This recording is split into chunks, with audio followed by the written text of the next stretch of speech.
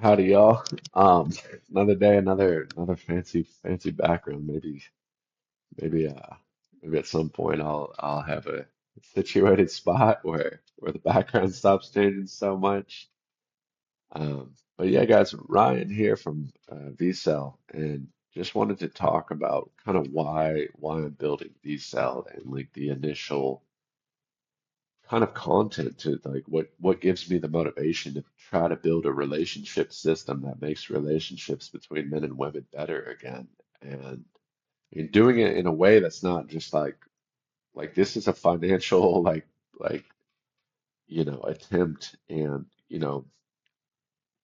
um certainly not doing it in a PC way. Like I really do want to be as authentic as possible and transparent with you guys of like my experience with dating and things that I wish were better if I could like honestly review uh how I was treated in certain relationships, um and probably the damages I've done in certain relationships, and are the lessons here to be learned. Because I think that reflection and that ability to look within even, that's where like all the growth and learning happens. But I think in today's world people are so quick to judge and jump on other people without doing the reflection within. I experience this very many times. I reflect so much inward. I'll even have other people try to jump on that train and then tell me I need to reflect more inward. And I'm like, hold on. You need to shut the fuck up. I'm busy looking inwards. You need to not jump on that train too. And um, looking inwards to me as well. I notice a lot of people are very quick to doing that rather than doing that themselves. And I've noticed that in many industries. I'll give a recent example. There was, an example where I was invited out to go on a racing keelboat, for this race team. And mind you, I've got a high degree, or at least a relative degree of charter competence. I just got an international certification for yachting. I got my international certification of competence. I've got a charter company back in the States, and building charter software. Like I know a thing or two, but at the same time, I also know that I don't know everything in chartering. I know there's a whole other, echelon above me that I need to grow to and learn. And but I'd say I'm a mid-tier kind of fellow, or at least a solid mid-tier fellow who's maybe put some work in and has worked for loads of companies and picked up one or two things. Um, but this gentleman on this race boat, we were both trying out for this race boat. It's not like a serious tryout. It's just like, hey, do you guys want to come on this keel boat with us? A race team kind of hosts people every once in a while to come out, see who's going to be good to add to their team or not. And this gentleman with me, he was like trying to take the superior stance on many things and I told the team, hey guys, I've only been on a keel boat like 3 times. Like I'm not very competent at it, but I'm here to learn.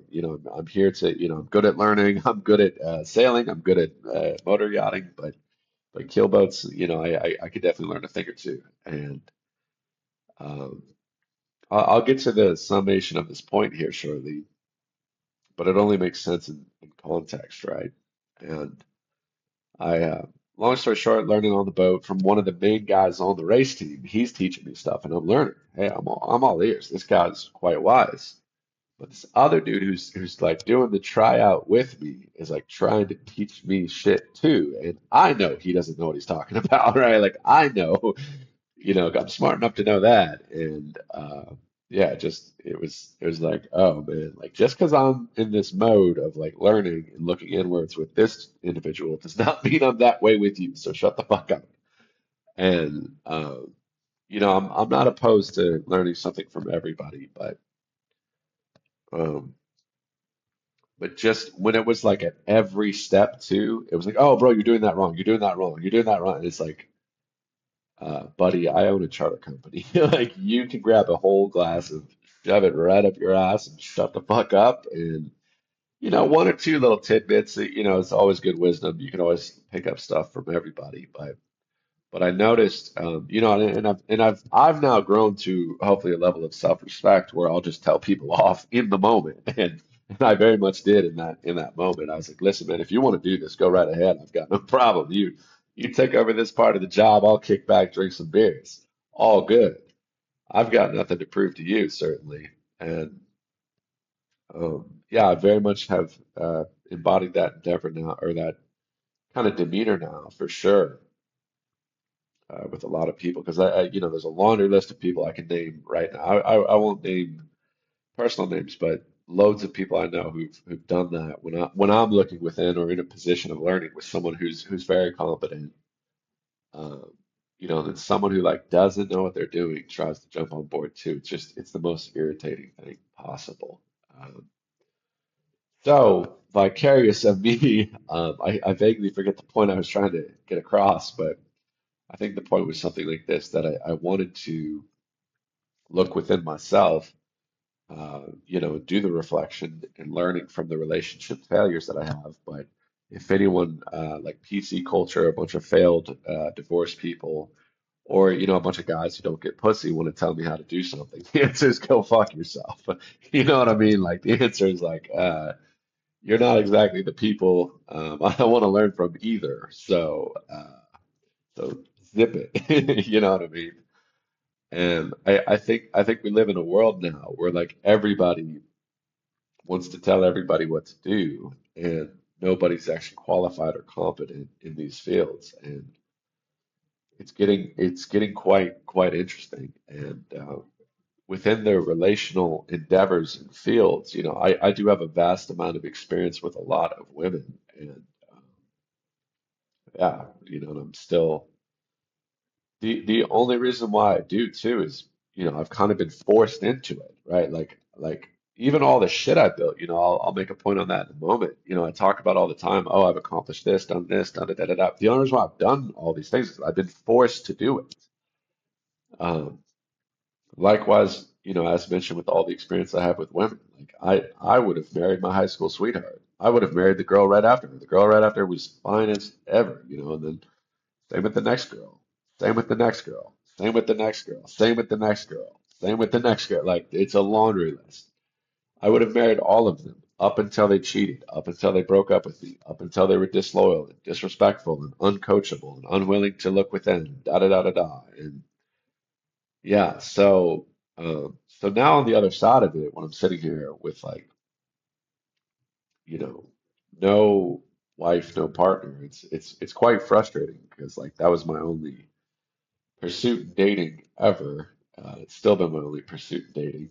And yeah, when you're forced to do stuff that I suppose you don't want to do, um, maybe there's fruit to it. Maybe all that knowledge and wisdom is something I can offload to the world finally. Maybe there's some fruit to the stories that I can provide here, and maybe not. You know what I mean? But I just wanted to establish the very first thing is as I'm on this journey, I'm very very open to hear from people who, first of all, I'm open to hear from anybody, but when it comes to real learning and real knowledge and advice and stuff, whether it's on myself or from other people, I think it would be wonderful to learn from people who do have successful relationships or successful marriages. And I mean genuinely successful in the sense of like they're what people want, right? Not you have closeted secrets and problems and that I keep all that shit away from me, like that's not my business. I don't want to know nothing about that. But I think it would be cool to have a lot of people interviewed and just learn. Hey, what works for you? Hey, what, and single people too. What's your experience in dating? Why do you feel that you're not in a relationship or the relationship you want to be in? Um, have you heard anything from anybody that has inspired you? Have you thought about stuff internally that might be stopping you from getting into a relationship? Do you think modern standards have changed, and that's what's kind of causing all this friction? I mean, I've got loads of questions for loads of people, and yeah, I think it'd be really cool to just kind of start learning from a lot of people in relationships or out of relationships. But I don't want to learn from the PC culture. It was like, you're a misogynist. Like, bruv, like we're all tired of that. Like it's all just so annoying. Like you're just trash, you know. Like I'm just gonna call it out and I'll say it to your face. Like if you want to fight me at anytime, any place. Like if you want to disrespect a full-grown man, uh, yeah, yeah, you better be able to disrespect me then, because I'm not gonna sit around and watch the world devalue itself and then call the people who are trying to make it better uh, bad words and terms. It's like we've clearly hit a crux of problems and issues, and specifically between men and women. And I'm just trying to fix it. You know what I mean? Like, or at least be one of the guys who tries to help to fix it. You know, I'm not going to fix everything. That's just impossible to do. But what I can do is try to create a better world for myself, and vicariously of doing that, hopefully I create a better world for other people. And all I want to do is just have a solid marriage, solid relationship. It's been something I've wanted from, yeah, 10 years ago, 15 years ago, and still unable to accomplish it for one reason or the next, whether it's, my own doing or the female's doing. But yeah, so to be honest with you, and to be a bit vulnerable, the um, well, I should say it was important for me to establish a boundary of respect initially before I became vulnerable with you guys, which is, um, V-cell was, is not was a concept built out of honestly like sadness, out of like this sucks, like the fact that I've been able to accomplish so much, and I'm sitting here in this lovely place in UAE. Alone effectively. Um, it sucks, and it's not shortage of options, right? Like it's not shortage of girls. Like I've got loads of girls I can text, hit up, this, that, the other. It's shortage out of a genuine helping, out of a partner, out of someone to tackle life together. And I've crossed paths with a lot of really, really quality women, and I'd almost be curious if at some point I could interview them. At some point, it would be crazy to hear their experience and their perspective, but I could provide my experience and my perspective for what it's worth. And I think it's been unfortunate that I've crossed paths with quality women, and then when stuff push comes to shove, they're not here. They like I've got one story that I could share. It would go on quite some time, but I'll just make the TLDR of it, the too long didn't want to read version of it, a short story. I was going through a really, really hard time in life, eviction notices, light power cut, every credit card maxed out, and she left conveniently after, I provided for her and had a house for her, a place to live for her, and she left, and it sucked, you know, sucked a lot, and it still sucks to this day, but I guess it would suck more to be with someone who wasn't there in the hard moments and left you to die in the hard moments. And then if she just came back around in the good moments and then it was like, oh, it's all good to go, da da da da, like it ain't like that. It ain't good to go. You're not welcome back into my life. That was very low esteemable to do. Because not only did she leave, she kicked me when I was down and accused me of cheating and all these other horrendous things. And I'll never forget that. That was the hardest moment in my life, for sure, undeniably, because I was getting it from all fronts, financial, you know, and otherwise. And it's not like I was doing bad things. I was, working tremendously hard, and um, yeah. So I'll never forget that.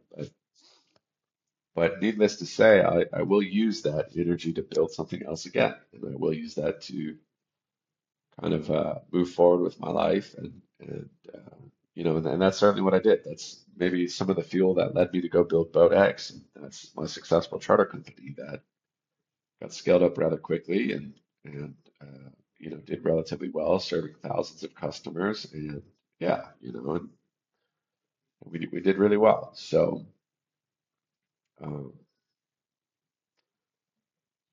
but yeah, so VSAL, and not to reference that one girl, put too much pressure just on that one girl. I've had loads of relationships where, yeah, just like honestly, to be transparent with you guys, like not a lot of honorable partnership there to depend on, and I think some of it stems from this idea of like strong and independent, like we're humans, we're not strong and we're not independent, like we're incredibly fragile creatures, like we're resilient together, but independent. And put one person in the middle of the jungle, like they're gonna have a hard time living, man. Like people need each other, and yeah, I don't like this whole modern movement of strong and independent. I think it's really cause for the chaos of a lot of relationships, and certainly it's just prideful, and then maritime life, the water stuff is the number one thing I can reference for examples and metaphors. And if someone was a strong, independent boat captain, I would just think they're an idiot. Just a full blown, like, oh, you are dumb. Like you were just waiting for problems to happen because water and Mother Nature as a whole is quite unforgiving. Like it does not negotiate. It does not care about your ego. It does not care about your pride. It does not negotiate. And uh, if something goes wrong on the water, like I could tell you many examples personally where I had to call a friend for help, call another captain for help, call a mechanic, call somebody. Loads of examples. And I personally would never claim being a strong, independent captain, even though I am internationally certified, and even though I own a charter company, and even though I'm building charter software and have successfully built charter software, and we're just now adding more features and all these other bits to it. And um, with all of that competence and experience and certifications, I still would not claim to be a strong, independent captain because I know that's a fucking dumb and dangerous mentality on the water. And I can't imagine us as humans can't derive knowledge from water, from like, the maritime industry. I think it's all transmutable information. And yeah, so I don't like the whole strong independent mentality because it's just I don't know anybody who's actually genuinely that strong, and I don't know anybody who's genuinely that independent. So, like, we all depend on somebody at some point. Like you depend on older versions of yourself to be taken care of by other people. Like, for instance, when you're an infant, you rely on everybody around you. Everybody. There's loads of traffic outside, by the way. So that's why you're probably. I could show you guys. There's loads of it, loads of it. Look at all these. Uh, Line of traffic. But so that's all the horns you're hearing. Um, but I'll summarize this point and then again summarize the why I'm building VSell. A bit more of a somber tone, but the point I'm trying to make is even when you're alive at 25 years old and arrogant enough to say you're strong and independent, you relied on somebody when you were 6 months old, and you did probably for quite a tremendous amount of time. Um, So you even you were dependent on younger versions of yourself to make it to here. And your younger versions of yourself were dependent on somebody else. So does that make sense? In order to get to 26, you have to have had turned 25. And in order to have been 25, you had to have been 8 months old at some point in time. And at 8 months old, at some point in time, you relied on somebody. So if you tell the world you're independent, you're just kind of distorting the term of true sovereignty and um, and and omnipotent autonomy because I don't believe anybody is those things. So And there's enough evidence, like who keeps these lights on? Not me. Like I might pay the bill, but like I don't come here as the electrician who wired the building together. You know what I mean? I don't come here as someone who wove this fabric I'm wearing or built these headphones or or the loads of infinite things that humans have built.